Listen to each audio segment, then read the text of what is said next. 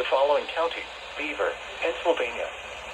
The National Weather Service in Pittsburgh has issued a severe thunderstorm warning for southeastern Beaver County in western Pennsylvania, central Allegheny County in southwestern Pennsylvania, northwestern Westmoreland County in southwestern Pennsylvania, until 4 p.m.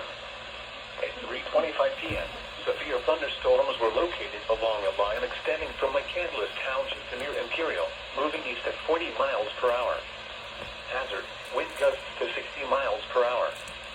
Source: radar. Impact: expect damage to trees and power lines, resulting in some power outages.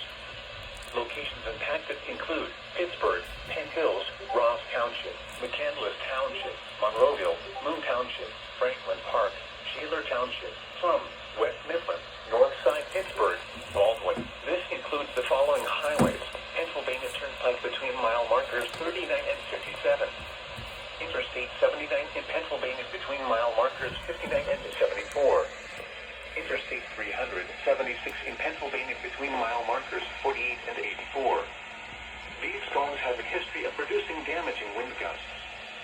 Move indoors immediately and stay away from windows.